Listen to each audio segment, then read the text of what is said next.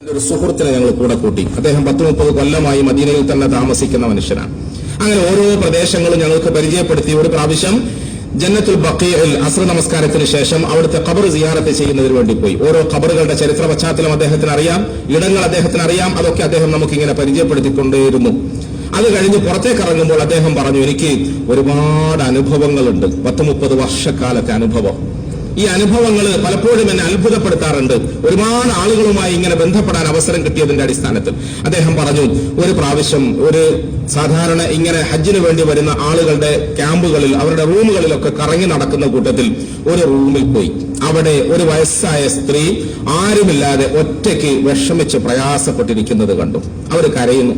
ഞാൻ അവരെ മെല്ലെ സമീപിച്ചിട്ട് മലയാളിയായ ആ ഉമ്മയോട് എന്താണ് വിഷയമെന്ന് അന്വേഷിച്ചപ്പോൾ അവർ പറഞ്ഞു, മോനെ, ഞാന് കുറെ കാലം കഷ്ടപ്പെട്ട് സ്വരൂപിച്ച് വെച്ച പണവുമായി ഒരു ഗ്രൂപ്പിന്റെ കൂട്ടത്തിൽ ഹജ്ജ് ചെയ്യാൻ വന്നതാണ്. ഹജ്ജിന്റെ കൂട്ടത്തിൽ സിയാറത്തിന് വേണ്ടി മദീനയിൽ ഞങ്ങൾ വന്നു. ഇവിടെ ഞാൻ വന്ന് താമസിക്കുമ്പോൾ എന്റെ ഗ്രൂപ്പുകാരായ അതിന്റെ ഉത്തരവാദപ്പെട്ട ആളുകൾ എനിക്ക് ആരോഗ്യമില്ലാത്തതുകൊണ്ട്, നടക്കാൻ കഴിയാത്തതുകൊണ്ട്, പള്ളിയുടെ തിക്കിലും തിരക്കിലും ഒന്നും പോകാൻ കഴിയില്ല എന്ന് പറഞ്ഞിട്ട് എന്നെ ഒറ്റയ്ക്ക് റൂമിലിരുത്തിയിട്ട് അവരൊക്കെ പോയി. ഞാൻ ഇതുവരെ റൗള കണ്ടില്ല, ഞാൻ ഇതുവരെ മദീനത്തെ പള്ളി കണ്ടില്ല. എത്ര കാലമായി ഞാൻ ദ്വാരക്കൊന്നു റൗള ഒന്ന് കാണാൻ. എനിക്കത് കാണാൻ ഇനിയും ഇവിടെ എത്തിയിട്ടും ഭാഗ്യമില്ലല്ലോ. അതാണ് ഞാൻ കരയുന്നത്. അവര് ത്യാഗം ചെയ്യാൻ തയ്യാറില്ല, അവരെ കൂട്ടിക്കൊണ്ടു പോകാൻ തയ്യാറില്ല. ഈ സഹോദരൻ പറഞ്ഞു, ഉമ്മ പേടിക്കണ്ട, ഞാൻ നിങ്ങളെ കൂട്ടിക്കൊണ്ടു പോവാം, നിങ്ങൾക്ക് വേണ്ട എല്ലാ സേവനവും ഞാൻ ചെയ്യാം. ചുരുക്കി പറഞ്ഞാൽ അദ്ദേഹം ആ സാധുവായ വൃദ്ധയെ കൂട്ടി മദീനത്തെ പള്ളിയിൽ കൊണ്ടുപോയി സിയാറത്ത് ചെയ്യിപ്പിച്ചു. അങ്ങനെ ഓരോ സ്ഥലങ്ങളും കാണിച്ചു കൊടുക്കാൻ കഴിയുന്ന തരത്തിലൊക്കെ കാണിച്ചു. 1-2 ദിവസങ്ങൾ അവർക്ക് വേണ്ടി ഇദ്ദേഹം ഖിദ്മത്തുമായി നിലകൊണ്ടു. 2-3-4 ദിവസങ്ങൾക്ക് ശേഷം ഇവർ പോകേണ്ട സമയമായി. മദീന വിട്ടു പോകുന്ന തലേന്ന് ഈ സഹോദരൻ അവരെ സന്ദർശിക്കാൻ വേണ്ടി പോയി. അപ്പോൾ ആ ഉമ്മ വിഷമത്തോടെ പറഞ്ഞു, മോനെ, നമ്മൾ ഇവിടുന്ന് ഇപ്പൊ ഇന്ന് പിരിയാണ്, ഞങ്ങളൊക്കെ മക്കത്തേക്ക് പോവാണ്, അവിടെ നാട്ടിലേക്ക് പോകും. ഇനി മോനെ എന്നാ കാണുക, എവിടെങ്കിലും എന്നെങ്കിലും കാണാം എന്ന് പറഞ്ഞവർ പിരിഞ്ഞു. ആ സ്ത്രീ യാത്രയായി.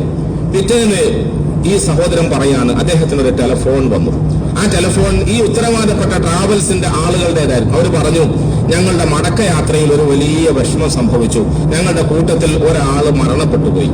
ആ മരണപ്പെട്ട മയ്യത്തുമായി ഞങ്ങൾക്ക് മക്കത്തേക്ക് യാത്ര ചെയ്യാൻ കഴിയില്ല. അതുകൊണ്ട് ഞങ്ങൾക്ക് പോകാതിരിക്കാനും നിർവാഹമില്ല. മടങ്ങിപ്പോകേണ്ട സമയവും ടിക്കറ്റും ഒക്കെ ആയിപ്പോയി. അതുകൊണ്ട് നിയമപരമായ മറ്റ് കർമ്മങ്ങളൊക്കെ കഴിച്ചിട്ട് ആ മയ്യത്തിനെ ഞങ്ങൾ ഉത്തരവാദപ്പെട്ട ചില ആളുകളോടൊപ്പം മദീനത്തേക്ക് അയക്കുകയാണ്.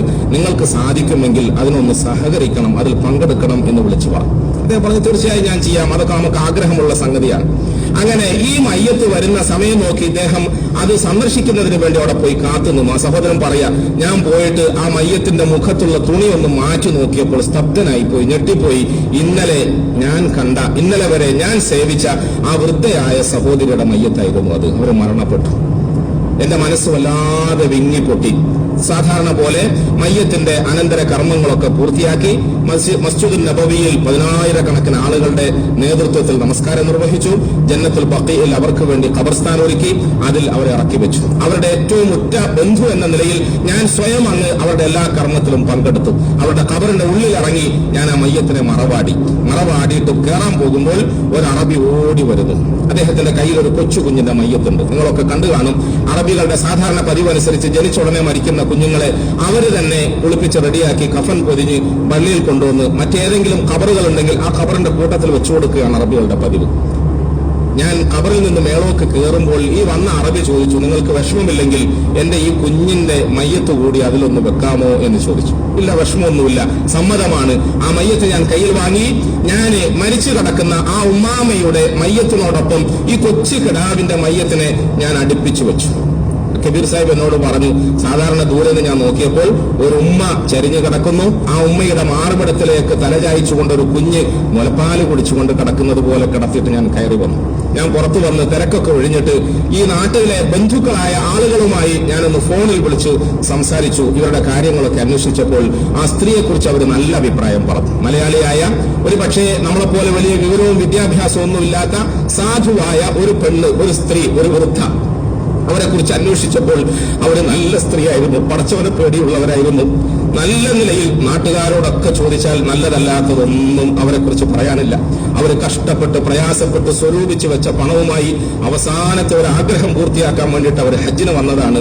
ഒടുവിൽ അവിടെ നിന്ന് അവർ മരണപ്പെട്ടു. ആ കൂട്ടത്തിൽ അവർ പറഞ്ഞു, ആ സ്ത്രീ ദുആ ചെയ്താൽ അതൊക്കെ അള്ളാഹു സ്വീകരിക്കും. അവരുടെ കാര്യങ്ങളൊക്കെ അവർ ദുആ ചെയ്ത് സ്വീകരിച്ചതാണ്, നേടിയെടുത്തതാണ്. ഈ ഹജ്ജ് പോലും അങ്ങനെയാണ്. പക്ഷെ അവരുടെ ജീവിതത്തിൽ ഒരു കാര്യത്തിൽ മാത്രം ദുആ സ്വീകരിക്കപ്പെട്ടിട്ടില്ല. ഒരു കാര്യത്തിൽ മാത്രം. അത് ഏതാണ് ഒരു കാര്യത്തിൽ മാത്രം? അവർക്ക് എപ്പോഴും ആഗ്രഹമുണ്ടായിരുന്നു ഒരു കുഞ്ഞിനെ കാണാൻ, ഒരു കുഞ്ഞുണ്ടാകാൻ. പക്ഷേ അവരുടെ ജീവിതത്തിൽ കുഞ്ഞുണ്ടായില്ല. കുഞ്ഞിനെ കാണാതെയാണ് അവർ മരിച്ചത്. ഇത് കേട്ടപ്പോൾ കബീർ സാഹിബ് പറഞ്ഞു, എന്റെ ഫോൺ താഴെ വീണു, ഞാൻ വിങ്ങി പൊട്ടി, ഞാൻ പ്രാളപ്പെട്ടുപോയി. പടച്ചവനെ, നിന്റെ കഴിവും നിന്റെ കുതിരത്തും നിന്റെ പ്രകൃതിയും പ്രകടനവും എത്ര അപാരമാണ്. യാദൃച്ഛികമായി, തികച്ചും യാദൃച്ഛികമായി മുത്തായ റസൂൽ സല്ലല്ലാഹു അലൈഹി വസല്ലമ തങ്ങളുടെ നാട് കാണാൻ മദീനയിൽ വന്ന ആ സഹോദരിയുടെ മനസ്സിന്റെ തേട്ടം പോലെ മദീന വിട്ടുപോകാതെ ഈ മദീനയിൽ ഖബറടക്കപ്പെടുകയും ജന്നത്തുൽ ബഖീയിൽ അവരുടെ ഖബർസ്ഥാനം ഒരുക്കപ്പെടുകയും മദീനത്തെ മസ്ജിദ് നബവിയിലെ 10,000-കണക്കിന് ആളുകൾ അവരുടെ മേൽ മയ്യത്ത് നമസ്കരിക്കപ്പെടുകയും അവസാനം അവര് ദുആ ചെയ്ത് സാധിക്കാതെ പോയി എന്ന് ഞങ്ങളൊക്കെ തെറ്റിദ്ധരിച്ച ഒരു സന്തോഷത്തെ യാദൃച്ഛികമായ നിലയിൽ ഖബറിടത്തിൽ കടക്കുമ്പോൾ ഒരു കൊച്ചു കുഞ്ഞിന്റെ മയ്യത്ത് അവരുടെ മാർവിടത്തിൽ ചേർത്ത് വെച്ചിട്ടാണ് പടച്ചവൻ ഈ ലോകത്തിന്റെ ജീവിതത്തിൽ നിന്നും അവരുടെ മീതെ തിരശ്ശീലയിട്ടത്. വാസ്തവത്തിൽ പ്രിയമുള്ളവരെ, റസൂലുള്ളാഹി സ്വല്ലല്ലാഹു അലൈഹി വസല്ലം തങ്ങൾ പറഞ്ഞതുപോലെ നിങ്ങൾ നിരാശപ്പെടരുത്, നിങ്ങൾ ദുആ ചെയ്തിട്ട് നിർത്തിക്കളയരുത്, നിങ്ങൾ ധൃതി പിടിക്കരുത്. ഖൈർ ഉദ്ദേശിച്ചുകൊണ്ട് നിങ്ങളുടെ രക്ഷിതാവ് ചിലപ്പോൾ നിങ്ങളുടെ ദുആ സ്വീകരിക്കുന്നതിന് അല്പം താമസം നേരിടിച്ചാലും അത് നിങ്ങൾക്ക് ഖൈറായിരിക്കും. നിങ്ങൾ നിരാശപ്പെടരുതെന്ന് റസൂലുള്ളാഹി സ്വല്ലല്ലാഹു അലൈഹി വസല്ലം തങ്ങൾ പറഞ്ഞു.